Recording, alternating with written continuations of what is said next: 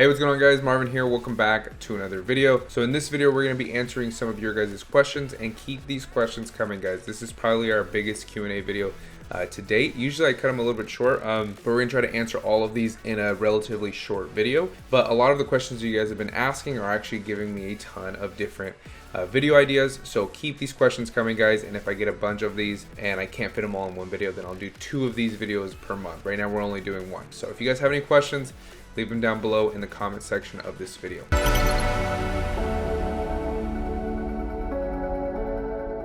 All right, so let's get started.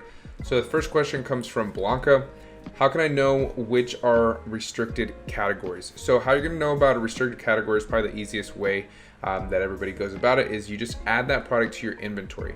If it allows you to add that product so that you can sell it, then you are not gated in any way. If it tells you to apply to sell, that means you are gated in one thing or another. Could be that you're gated in the category, could be that you're gated in the brand, or it could be that you're restricted from that ASIN. So you will add that to your inventory, and if you don't know how to do that, then check out that video I posted recently about how to list your first product, and it will do that, and it will show you everything that you need to know. But there are also tools like RevSeller that will tell you right on the listing. So I use RevSeller as a profit loss calculator, and it'll tell me on there, am I restricted? And if I am, I'll just click on it and it'll take me straight to the add a product page, or it'll also tell me if this product is hazmat. It'll also tell me a bunch of different things, okay? But if you're using tools like that, then they can also help.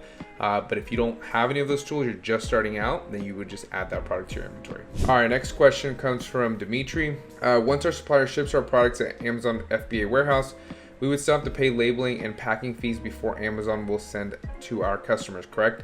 So if you want Amazon to prep and label your product, then yes, and you would do that prior to sending your shipment to Amazon. You will be able to select whether you want to prep and label yourself, or if you want Amazon to do it. If you want Amazon to do it, they will charge you a fee per unit, and then that fee will be applied to your account. So you will be able to make that decision prior to shipping it to Amazon. But then after that, it's all taken care of. All right, next question. Why does Amazon show different delivery dates on the same product listing by different sellers? It is the same priced item, same Prime FBA wholesale product by different seller. This does not provide buy box to some sellers due to increased delivery time.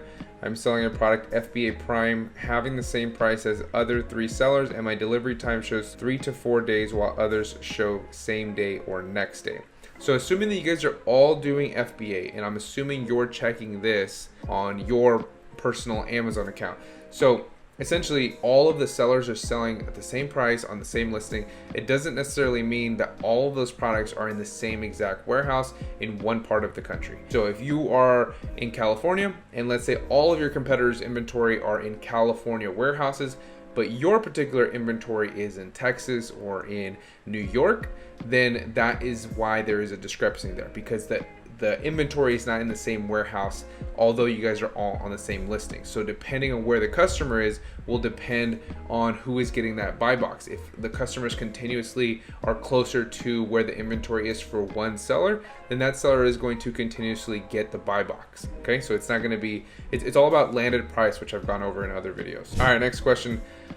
Some brands or distributors don't allow us to sell on Amazon. How do you tackle this scenario? Well, you will need to know how to turn that no into a yes by adding value and knowing how to work your way through that situation. I teach you guys how to do this in my course. It goes really in depth about it, but it's not going to happen on your first call. So if you cold call a supplier and you just blurt out everything, chances are they're not going to be like, all right, let's bring you on. You said a bunch of good stuff, and chances are, if you're brand new, you're not gonna say it in the smoothest way. So it's gonna take some time, and it's gonna take some checking back in with that supplier to see if you can be added to, you know, their team of sellers, if that's what you wanna do.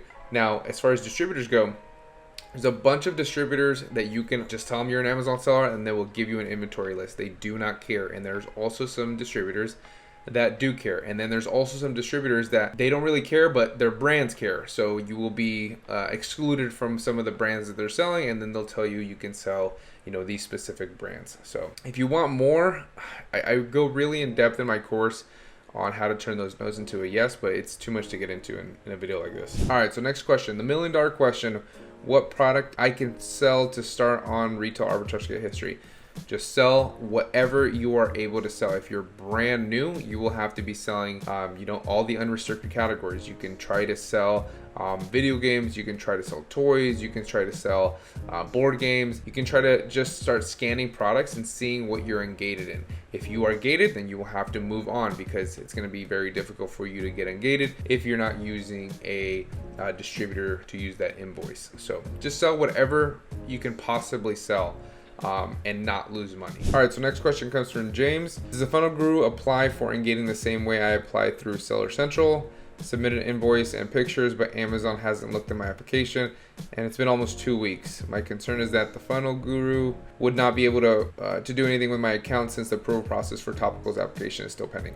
So that is correct. So because you've already started the ungating process, you will have to wait until you hear back from Amazon, whether it's you're approved or you are denied. Once that happens, then you can respond accordingly. But as of right now, because you've already started that ungating process, you will have to wait regardless if it takes another week or two. All right, so next question comes from Peter. When the products arrive at Amazon's warehouse, what do we do next? So you want to monitor the listing. Is it selling exactly how you anticipated when you did your product research? Is it selling faster? Is it selling slower? Hopefully it's selling exactly as you anticipated because you did your research correctly. If you're using Repricer, you want to reprice, or you want to enter all your rules that you're going to be applying to this particular listing. If you're going to be doing PPC, you want to start your PPC campaign. And you also want to keep in mind that as your product starts selling, you want to keep in mind when you're going to restock. What you don't want to do is wait till you're completely out. If you do have access to this product at all times, wait till you run out to then send a restock shipment, and then you're going to have a huge window where you're not selling any units and you're just losing out on the opportunity of making money. So just keep monitoring the listing and doing the things that I said. All right, next question. I have a great account with a distributor that has a lot of products that are selling great. The only problem is that only the brand is selling. Would you risk it and send a small test order to sell that product? I'm very tempted. Okay, so the brand is the only person on that listing. For me, it's really risky because I've sold alongside brands before, and usually there's a problem at one point or another. Sometimes it's very early on, sometimes you'll sell on there for months, and then you gain some confidence that you can continue selling, and then they kind of bring down the hammer and try to get you off that listing. So it really just depends, but your best bet is just going to be call the brand, see if you can even sell on the platform to avoid any problems. Also talk to your distributor. If your distributor gives you the go ahead and you know it's a solid distributor, then they will have your back if the brand tries to come at you with any sort of IP claims or anything like that, or saying you're selling counterfeit, whatever they may say. If your distributor is a solid distributor and they are telling you you are approved to sell this product, then they will have your back if the brand has a problem with it down the road. Hopefully.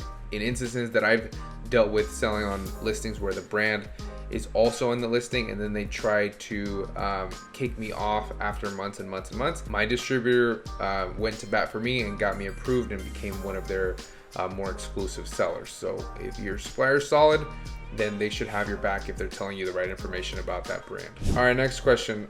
Is it a good idea to start selling local brands that I found that have no Amazon listing? If yes, what would be the best strategy to get sales? It really depends on the product. I mean, there's a lot of products that sell locally that aren't on Amazon that would sell terrible on Amazon.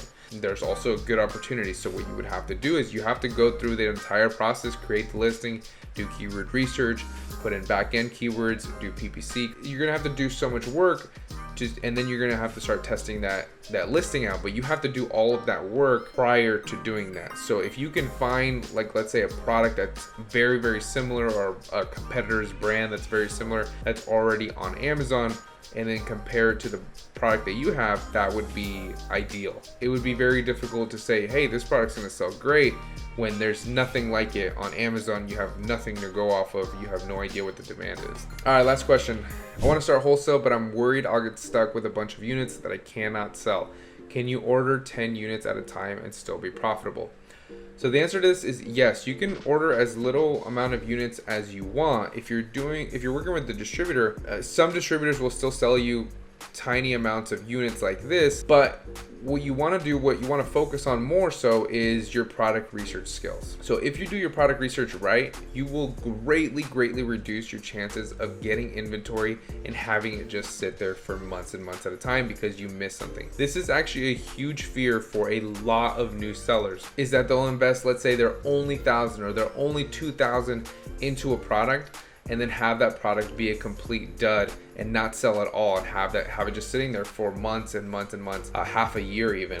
That is a huge worry for a lot of sellers, but you have to focus on your product research. You have to look at the keep data. You have to get the sales velocity down, and then you should send a test order to make sure that that product is selling how you anticipated, especially with everything going on with the buy box and how the buy box not rotating evenly. You want to make sure that what you saw with the data that you collected and you evaluated is accurate before you send in a huge shipment, if you're worried about there being any issues with that listing. If you want to gain confidence and just send a small batch, like a 10 unit order, and your supplier is good with that, then that's great too, because then you can get some experience sending in a shipment and seeing how everything works before you send a bigger shipment. The first shipment is always the scariest. You have no idea if this is even for real, right? So the first shipment is always the one that's going to worry the most, get those nerves going, especially because you're just putting money down and you've never done this before. As long as you follow a good process, you can look at some of my videos. I show you how to list products. I show you how to ship products. If you want more details, then we have a step-by-step system within the course. But regardless, you can look on my older videos and just get a step-by-step and start kind of putting the pieces together. Just get your feet wet, send that first shipment in, but product research will be your best friend if you're worried about buying inventory and just having it sit there. All right, guys, but that's it for this Q&A. If you guys have any additional questions, leave them down below in the comment section, and I will make sure to make another Q&A video answering all of those. Also, if you want to ask me questions on Instagram, then you can do that as well. Also, if you want to get a step-by-step Amazon wholesale guide so you guys don't have to piece everything together from YouTube, and hopefully you guys didn't miss anything, then check out that first link in the description, which is my course, which has produced students doing 10, 20, 30, 40, 50, $100,000 per month in sales in their own Amazon wholesale business. All right, guys, I will see you guys in the next one. Don't forget to like the video and subscribe if you guys haven't done so already, and I'll see you in the next one.